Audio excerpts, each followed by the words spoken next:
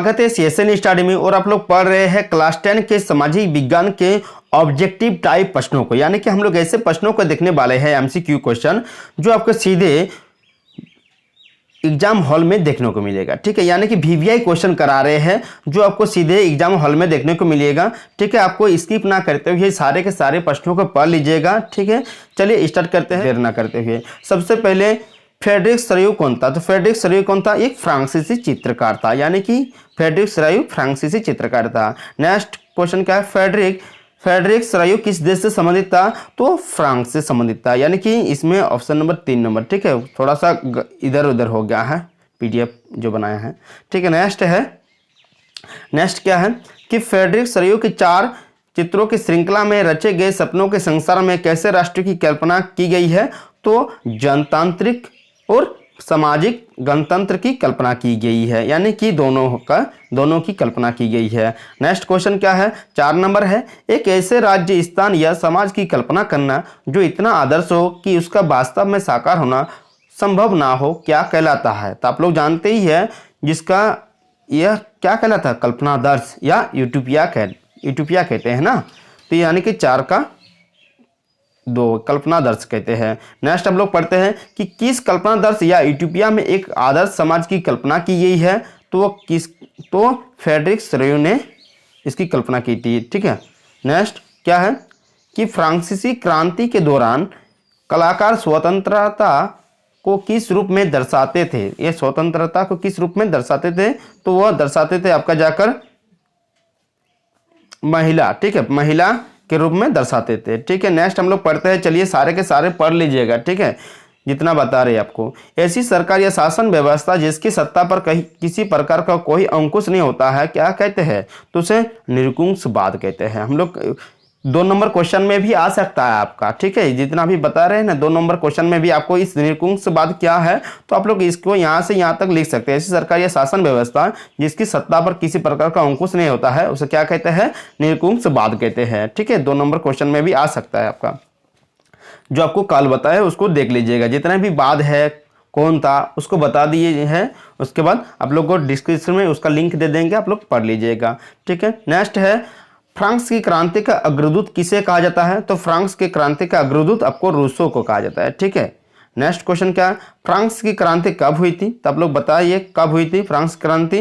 तो इस 1790 ईस्वी में हुई थी, यानी कि 1789 में हुई थी फ्रांस की क्रांति।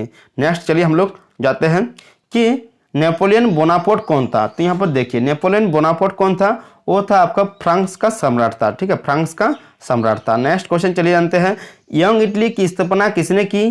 तो यंग इटली की स्थापना आपका जाकर मेतेस्नी ने की थी, मेतेस्नी। ठीक है, नेक्स्ट क्वेश्चन क्या है कि जलियांवाला बाग हत्याकांड कब हुआ था? तो कब 13 अप्रैल 1919 को हुआ था। आप लोग इसको तो जानते हैं, जलियांवाला बाग हत्याकांड ये बहुत ही वीवीआई प्रश्न है। ठीक है, इसको कर लीजिएगा, 13 अप्रैल 1919 को हुआ था। नेक्स्ट क्वेश्चन क्या है कि यह किसका कथन है? तुम मुझे खून दो मैं तुम्हें आज़ादी दूंगा। इसको कमेंट बॉक्स में कमेंट कीजिएगा आप लोग, यह किसका कथन है? ठीक है, 4 नंबर को। रिंडरपेस्ट क्या था? तो रिंडरपेस्ट क्या था? वो था आपका पशु रोग। ठीक है, पशु रोग था। यहाँ पर क्या है?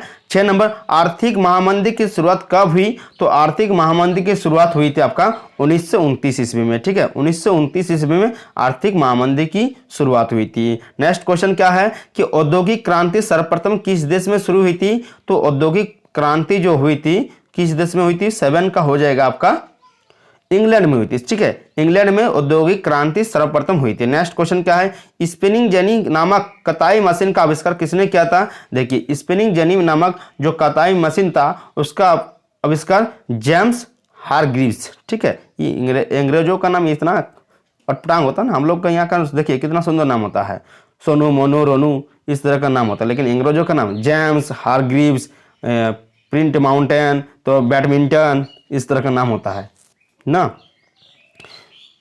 9 नंबर क्या है? 1948 में छपाखाना प्रिंटिंग प्रेस का आविष्कार किसने किया था? तो 1448 में। देखिए आपका एक क्वेश्चन हो जाएगा 1448। ठीक है, तो 1448 में जो हुआ था छापाखाना का आविष्कार किसने किया था? तो आपको याद रखना है छापाखाना का आविष्कार कब हुआ था? 1448 में। एक क्वेश्चन यहाँ बन गया, 1448 में छापाखाना का आविष्कार हुआ था। साथ ही किसने किया था? गुटेनबर्ग ने, गुटेनबर्ग ने ठीक किया था, ठीक है, गुटेनबर्ग ने। प्रश्न क्या है कि वर्नाक्यूलर प्रेस एक्ट कब लागू हुआ था? यानी कि वर्नाक्यूलर जो प्रेस एक्ट जो लागू हुआ था वो 1878 ईस्वी में लागू हुई थी। नेक्स्ट क्वेश्चन क्या है? श्रीलंका में बहुसंख्यक सिंहलियों की आबादी कुल आबादी का कितना प्रतिशत है? तो श्रीलंका में बहुसंख्यक सिंहलियों की आबादी तो वो है 74% है, ठीक है। नेक्स्ट हम लोग पढ़ते हैं कि इनमें से कौन गैर लोकतांत्रिक देश है? तो गैर लोकतांत्रिक देश है हमारा पड़ोसी पाकिस्तान है, ठीक है, यानी कि 12 का 1, ठीक है। नेक्स्ट क्वेश्चन देखते हैं, आप लोग इसको कमेंट बॉक्स में कमेंट कीजिएगा। 13 नंबर, झारखंड राज्य का गठन कब हुआ था? इसको जरूर कमेंट बॉक्स में कमेंट कीजिएगा। नेक्स्ट क्वेश्चन देखते हैं हम लोग 14 नंबर, अमेरिका में नागरिक अधिकार आंदोलन 1954 से 1968 के बीच किसके नेतृत्व में हुआ था? यानी कि नागरिक आंदोलन जो हुआ था उसका नेता कौन था? तो मार्टिन लूथर किंग जूनियर, ठीक है, ऐसा नाम है ना अंग्रेजों का नाम, मार्टिन लूथर किंग जूनियर, ठीक है। नेक्स्ट हम लोग 15 नंबर देखते हैं, भारतीय समाज का स्वरूप अभी भी कैसा है? तो पितृप्रधान है, ठीक है, जो भारतीय समाज का स्वरूप कैसा है? वो पितृप्रधान है। नेक्स्ट क्वेश्चन 16 नंबर क्या है? बोल्विया किस महादेश में अवस्थित है? तो बोल्विया जो किस महादेश में अवस्थित है?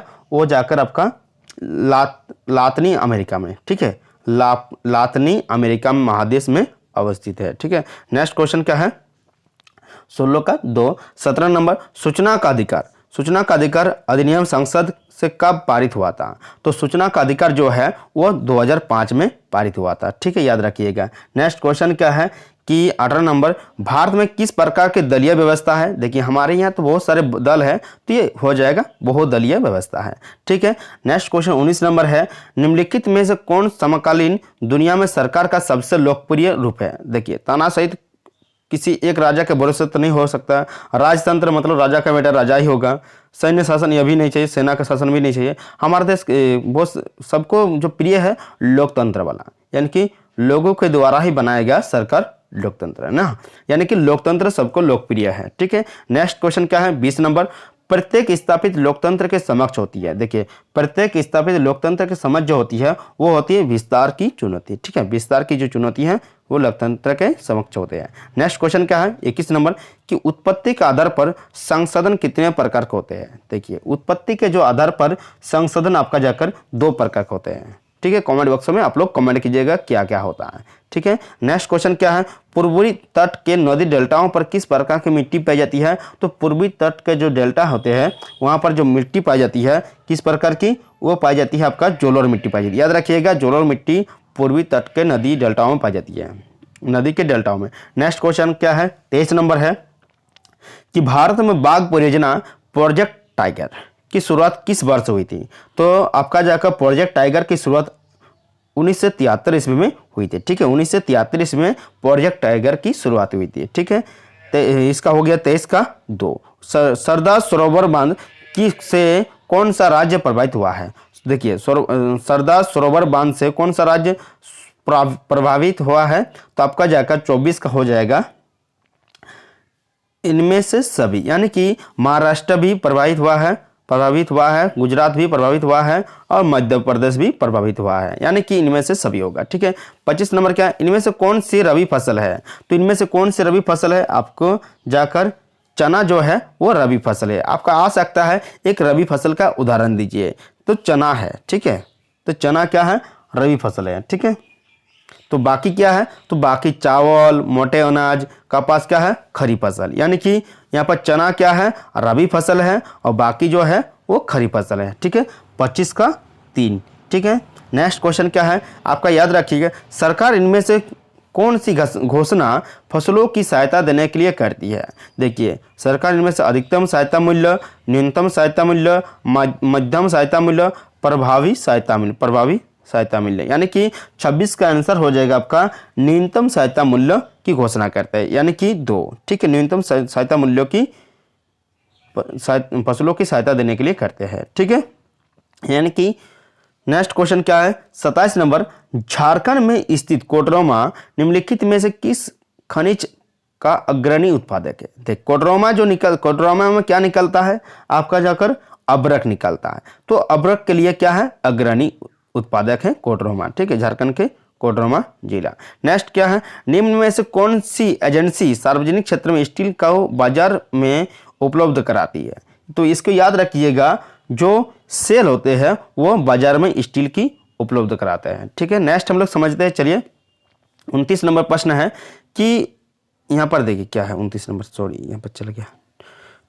उद्योग किस प्रकार का प्रदूषण फैलाते हैं? तो उद्योग जो है आपका जाकर वायु प्रदूषण फैलाते हैं, जल प्रदूषण फैलाते हैं, ध्वनि, यानी कि इसमें से सभी उद्योग जो है फैलाते हैं प्रदूषण। नेक्स्ट क्वेश्चन क्या है, भारत का सबसे लंबा राष्ट्रीय राजमार्ग इनमें से कौन है?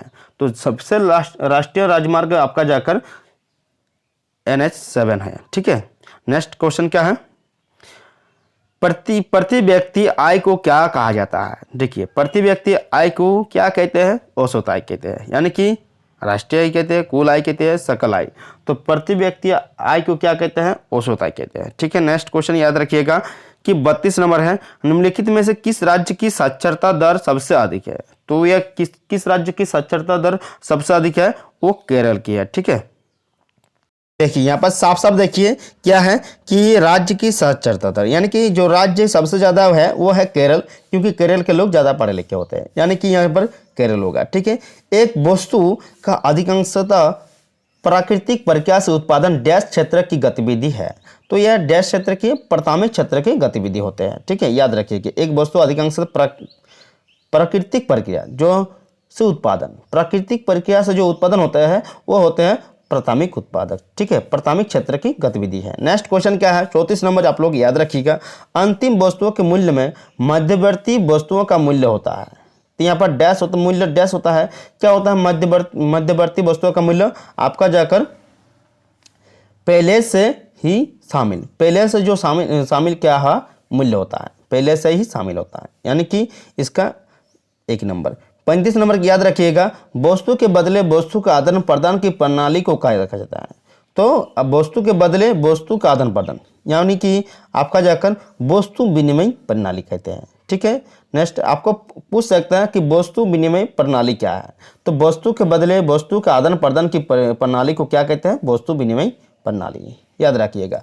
नेक्स्ट क्वेश्चन क्या है, 36 नंबर, ऋण के अनौपचारिक स्रोत में शामिल है। तो अनौपचारिक क्या है? तो आपका जाकर व्यापारी, ठीक है, यानी कि व्यापारी जो स्रोत है वो अनौपचारिक ऋण के अनौपचारिक स्रोत में शामिल है। नेक्स्ट क्वेश्चन क्या है, यहाँ पर क्या है 37 नंबर, विश्व व्यापार संगठन की स्थापना कब हुई थी? देखिए विश्व व्यापार संगठन की स्थापना जो हुई थी 1995 ईस्वी में, याद रखिएगा 1995 ईस्वी में विश्व व्यापार संगठन की स्थापना हुई थी। नेक्स्ट क्वेश्चन क्या है, 38 नंबर, वैश्वीकरण ने जीवन स्तर के सुधार में सहायता पहुंचाई है।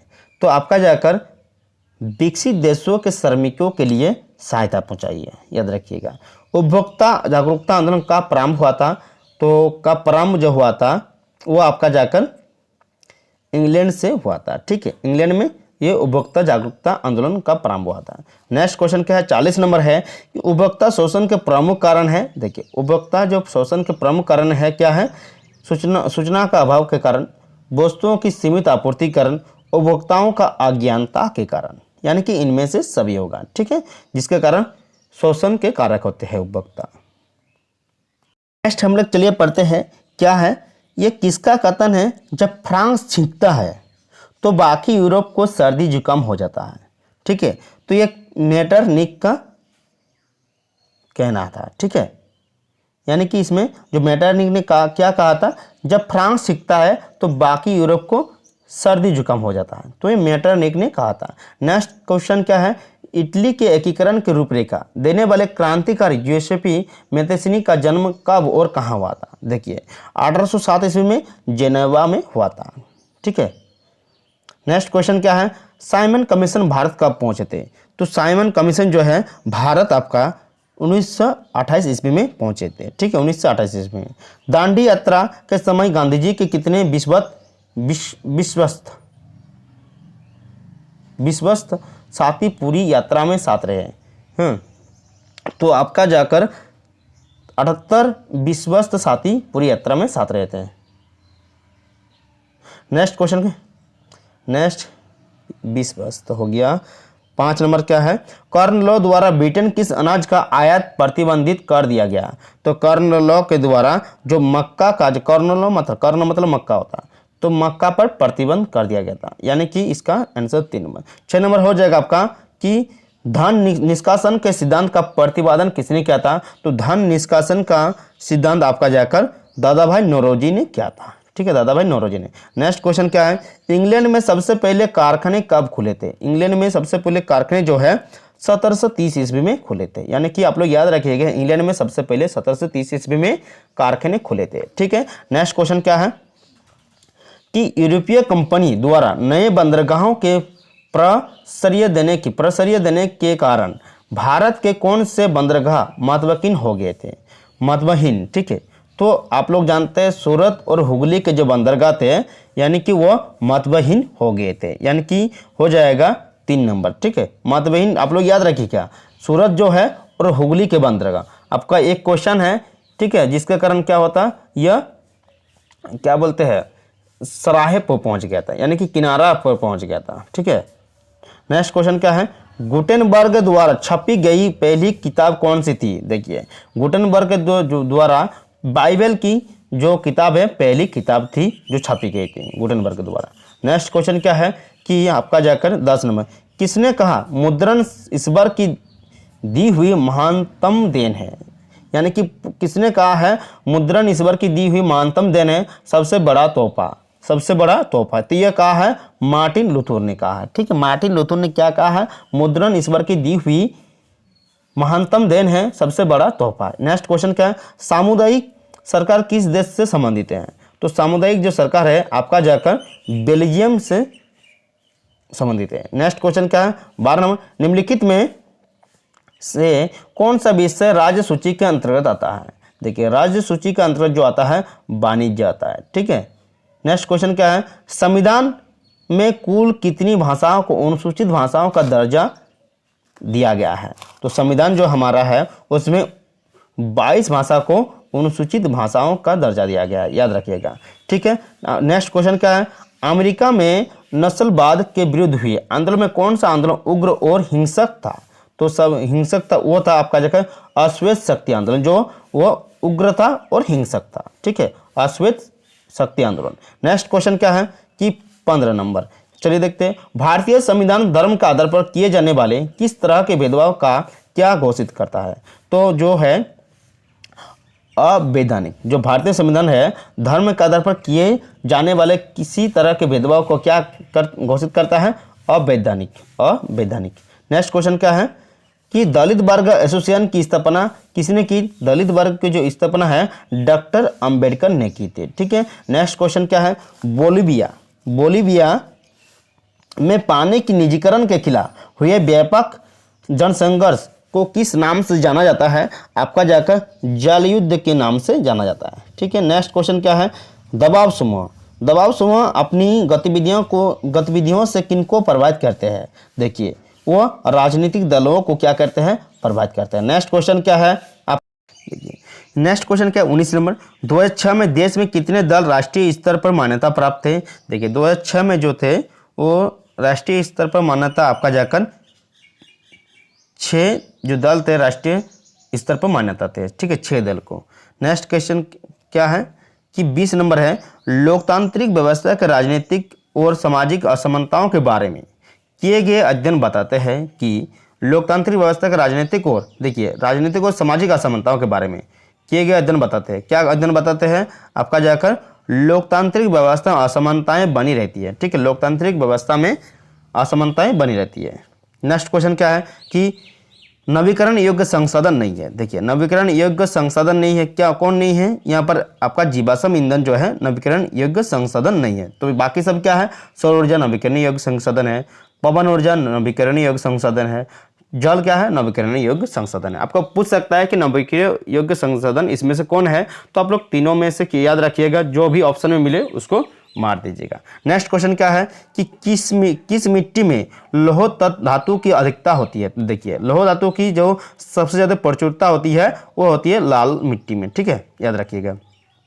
नेक्स्ट क्वेश्चन हमारा है कि गुलाबी सिर वाली बतख किन जातियों में शामिल है। देखिए गुलाबी जो सिर वाली बतख है वह लुप्त तो जातियों में शामिल है, यानी कि वो अब नहीं मिलता है। ठीक है, नेक्स्ट क्वेश्चन क्या है, जल किस प्रकार से का संसाधन। देखिए जल किस प्रकार का संसाधन है, आपका जाकर नवीकरणीय संसाधन है। ठीक है, याद रखिएगा। नेक्स्ट क्वेश्चन क्या है, इनमें से कौन सी टिप्पणी प्राकृतिक वनस्पति जात और प्राणी जात के ह्रास का सही कारण नहीं है। देखिए सही कारण नहीं पूछा है, तो यहाँ पर देखिए पशुचरण और ईंधन लकड़ी एकत्रित करना। ठीक है, ईंधन लकड़ी एकत्रित करना यह जो है यह प्राकृतिक वनस्पति और प्राणी जात के ह्रास का सही कारण नहीं है। कृषि प्रसार, बृहद स्तरीय विकास परियोजनाएं, तीव्र औद्योगिकरण और शहरीकरण यहाँ पर नहीं पूछा गया ना, तो यहाँ पर देखिए कृषि प्रसार का भी है, यदि है पूछा जाता तो आपको बृहद ये तीनों होता। ठीक है, कृषि प्रसार, बृहद स्तरीय विकास परियोजनाएं, तीव्र औद्योगिकरण और शहरीकरण के कारण ये सब क्या है, यह वनस्पति जात और प्राणी जात को ह्रास करता है, लेकिन पशुचरण और ईंधन लकड़ी एकत्रित करना यह क्या है, यह नहीं करता है। ठीक है, यानी कि 26 नंबर हम लोग देखते हैं। अब 26 नंबर क्या पूछा है कि निम्नलिखित में से कौन सा उस कृषि प्रणाली को दर्शाता है जिसमें एक ही फसल लंबे चौड़े क्षेत्र में उगाई जाती है। यानी कि देखिए जो बहुत बड़े क्षेत्र में उगाई जाती है उसका हम लोग क्या कहते हैं, रोपण कृषि कहते हैं। यानी कि याद रखिएगा रोपण कृषि जो होते हैं बहुत ही बड़े क्षेत्र में उसकी फसल उगाई जाती है, लंबे चौड़े।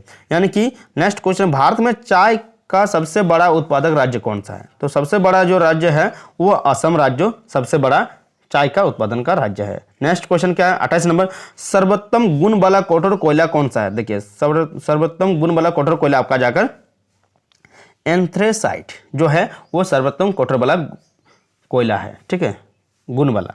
नेक्स्ट क्वेश्चन क्या है, चीनी उद्योग का कच्चा पदार्थ क्या है। तो देखिए चीनी किससे बनता है, गन्ना से, यानी कि गन्ना क्या है उसमें कच्चा पदार्थ है। ठीक है, यानी कि नेक्स्ट क्वेश्चन देखते हैं कि 30 नंबर है कि निम्नलिखित में से कौन सा नगर लोहा और इस्पात उद्योग के अतिरिक्त वाहन निर्माण उद्योग का केंद्र है। तो यानी कि इसमें हो जाएगा आपका जो जमशेदपुर, हमारा जो झारखंड का जमशेदपुर है वो नगर लोहा इस्पात उद्योग के, ठीक है, अतिरिक्त वाहन निर्माण उद्योग का केंद्र है। ठीक है, जमशेदपुर। नेक्स्ट क्या है, 2017 में प्रति वर्ष $995 या उससे कम प्रति व्यक्ति आय वाले देश को क्या कहा जाता है।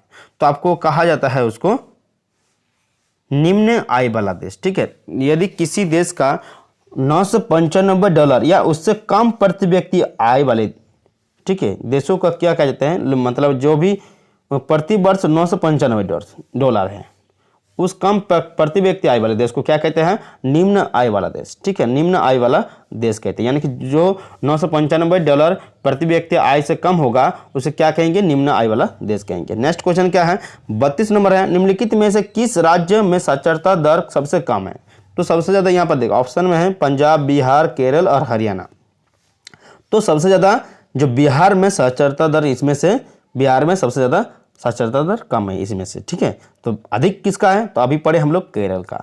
नेक्स्ट क्वेश्चन क्या है, 33 नंबर, विनिर्माण की क्रिया किस क्षेत्र का भाग है। देखिए 33 नंबर है, विनिर्माण की क्रिया किस क्षेत्र का भाग है, आपका जाकर वो द्वितीय क्षेत्र है। द्वितीय क्षेत्र के अंतर्गत कौन सा आता है, विनिर्माण की प्रक्रिया। ठीक है, आप लोग याद रखिएगा।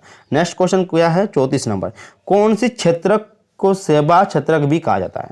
यानी कि किस क्षेत्र को सेवा क्षेत्र कहा जाता है, आपका जाकर तृतीय जो क्षेत्र है उसको सेवा क्षेत्र भी कहते हैं। नेक्स्ट क्वेश्चन क्या है, 35 नंबर, इनमें से कौन विनिमय प्रक्रिया में माध्यम का काम करती है। तो विनिमय प्रक्रिया में माध्यम का काम आपका जाकर मुद्रा जो है वो विनिमय का काम करते हैं। आप लोग जानते हैं लेन देन की जितनी भी प्रक्रिया किस में होते हैं, मुद्रा से। यानी कि ऋण के औपचारिक स्रोतों में शामिल नहीं है। देखिए ऋण, बैंक, सहकारी समिति, नियोक्ता, उपयुक्त सभी। देखिए इसमें से नियोक्ता जो है यह ऋण की औपचारिक स्रोत में शामिल नहीं है। नेक्स्ट क्या क्वेश्चन है, 37 नंबर, सरकार द्वारा अवरोधों अथवा प्रतिबंधों को हटाने की प्रक्रिया को क्या कहते हैं। तो 37 का आंसर हो जाएगा उदारीकरण। आपको पूछा जाएगा उदारीकरण क्या है, सरकार द्वारा अवरोधों या प्रतिबंधों को हटाने की प्रक्रिया को क्या कहते हैं, उदारीकरण कहते हैं। ठीक है, यानी कि उदारीकरण। वैश्वीकरण अब तक किस प्रकार के देशों में पक्ष अधिक रहा है। देखिए वैश्वीकरण अब तक किस प्रकार के देशों में पक्ष में अधिक रहा है, वो आपका जाकर विकसित देशों में ज़्यादा रहा है। ठीक, नेक्स्ट क्वेश्चन क्या, 39 नंबर है कि भारत में उपभोक्ता संरक्षण अधिनियम की घोषणा कब हुई थी। देखिए वो हुई थी आपका जाकर 1986 ईस्वी में भारत में उपभोक्ता संरक्षण की अधिनियम घोषणा की गई थी। नेक्स्ट 40 नंबर क्वेश्चन क्या है, चलिए देखते हैं कि ISI शब्द चिन्ह लोगो देखा जा सकता है। तो किस में देखा जा सकता है, बिजली के सामान पर, ठीक है। ISI जो बिजली के सामान होता है उसमें ISI शब्द का लोगो देखा जाता है, ठीक है। नेक्स्ट हम लोग चलिए पढ़ते हैं। सॉरी इसमें बहुत लंबा वीडियो बन रहा है, इसलिए थोड़ा सा हम लोग और रुक जाते हैं, दूसरा वीडियो चढ़ाते हैं, ठीक है। नेक्स्ट पार्ट आ रहा है, मिलते हैं नेक्स्ट वीडियो के साथ, क्योंकि लंबा वीडियो हो जाएगा तो पढ़ने में नहीं मन होगा, ठीक है। हम लोग और बहुत सारे क्वेश्चन हैं जो आपके इस 200 क्वेश्चन बनाए हैं, तो 100 क्वेश्चन के लगभग हो गया हम लोग का, ठीक है। तो हम लोग नेक्स्ट वीडियो में जितना और बाकी है उसको करते हैं। थैंक यू, मिलते हैं नेक्स्ट वीडियो के साथ। जय हिंद।